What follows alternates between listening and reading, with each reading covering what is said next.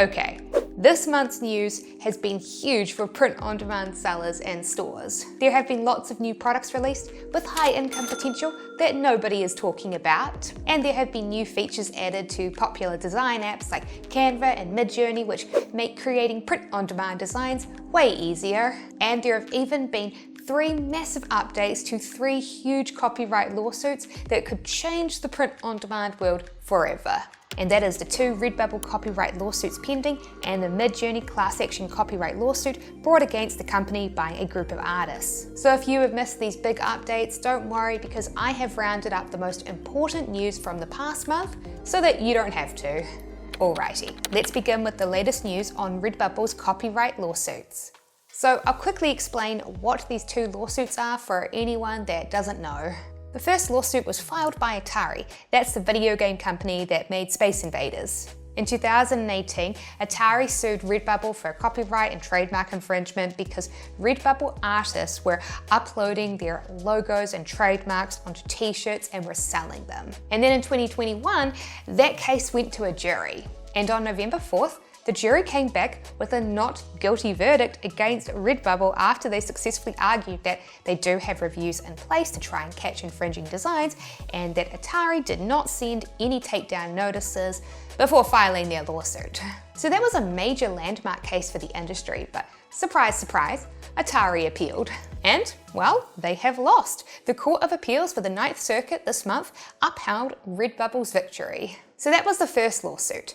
But the second lawsuit is even more interesting. It's from the Italian clothing brand Brandy Melville. In 2018, they also filed a lawsuit against RedBubble after users uploaded trademarks of theirs, such as their trademark lightning bolt icon, and sold them onto RedBubble's products. But unlike Atari, they actually partially won their case. While the court did not find RedBubble fully liable, they were held partially liable, and they were ordered to pay about $520,000 in damages.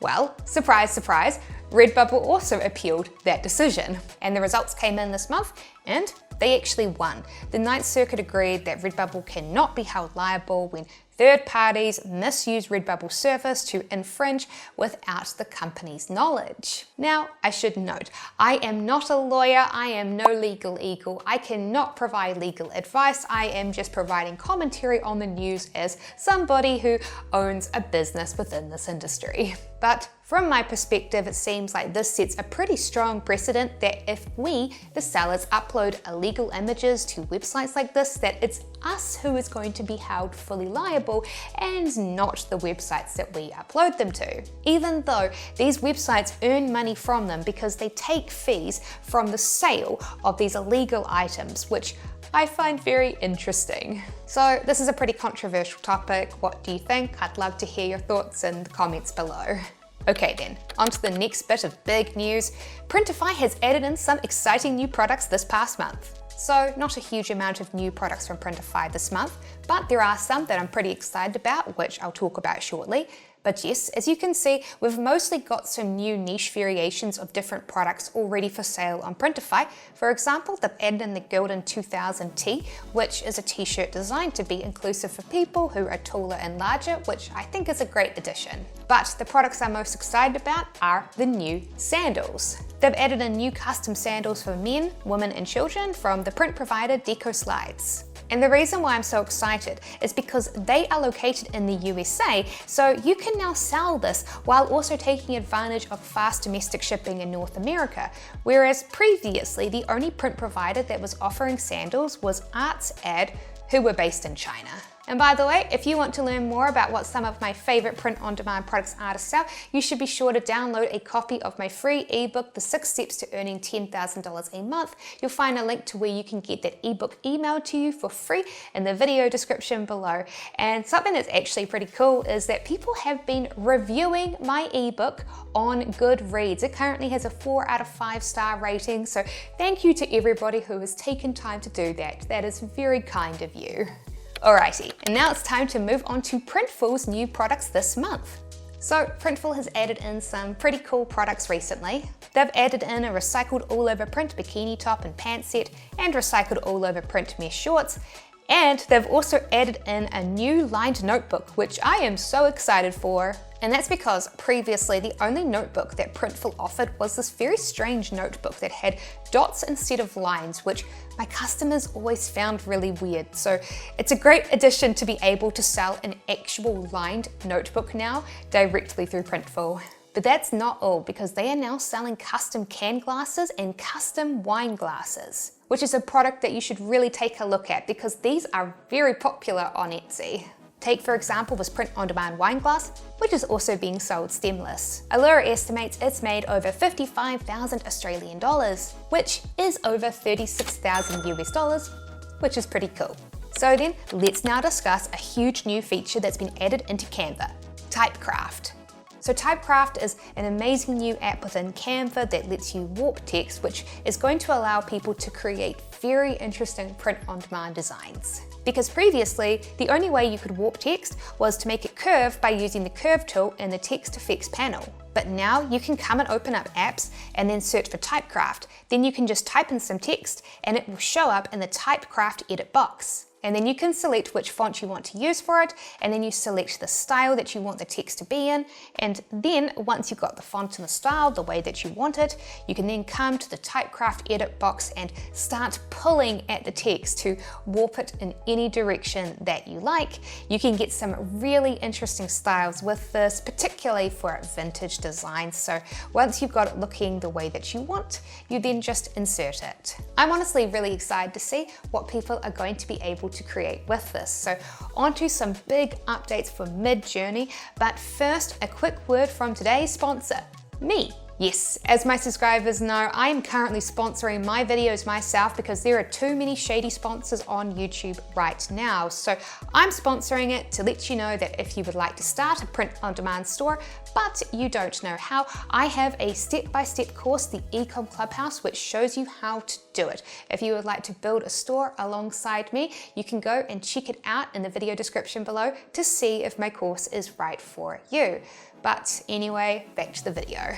So let's now discuss some big Midjourney news and updates.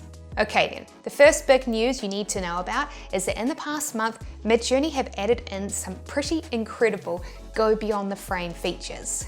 So there are two ways that you can do this. The first is with their new pan feature, so you can pan in any direction, and Midjourney will now create a new image that matches up with the first image. And the second way is with their new zoom feature. You can zoom out and now Midjourney will expand the image. So this is great if you liked an image that it generated, but parts of it were cut off. All right, so on to the second big piece of news for Midjourney, and that is that there has been a huge update to the class action lawsuit that was filed against them. But first, I again have to clarify. I am not a lawyer, I cannot give legal advice, I am no legal eagle, I am just providing my perspective as somebody who is a seller within the industry. Okay then, with that out of the way, let's get started. So Midjourney was sued back in January by 3 big artists in a class action lawsuit. In their lawsuit, they stated that the app had infringed on the rights of millions of artists by downloading billions of images online and then training Midjourney with them to teach it how to create new art styles, and for also generating images by using their names as prompts, therefore creating similar images to them. Well, surprise, surprise, Midjourney did not accept the lawsuit. And in April, they filed a motion to dismiss it. The motion noted 2 things. Firstly, it noted that none of the artists had identified any image created by Midjourney that infringed on their copyrights because none of the images it made looked similar enough to theirs to constitute copyright infringement. And the second thing that it noted was that the lawsuit filed against Midjourney did not note any specific images created by any of the artists that was misused. Therefore, it should be dismissed. And so that is where the case has been sitting until this past month in July, where the judge for the case held a hearing. And in that hearing, the judge said that he was inclined to agree with Midjourney and to dismiss the case. He also pointed out that only one of the artists, Sarah Anderson, had actually registered her art with the Copyright Office, which is usually required if you want to submit a copyright lawsuit. So that was a pretty huge victory for Midjourney. However, it is not over yet, because a big part of why the judge held the hearing in the first place was to warn the group of artists suing Midjourney that in their current state, that their lawsuit was about to be dismissed, basically. And so most likely what's going to happen, as this lawyer noted here, is that the lawsuit is probably going to be amended so that it's only Sarah included in it now moving forward, since she was the only one that bothered to file her artwork with the Copyright Office. So this is definitely not over. However, despite that, there was actually a pretty big victory, in my opinion, for Midjourney that was announced at this hearing.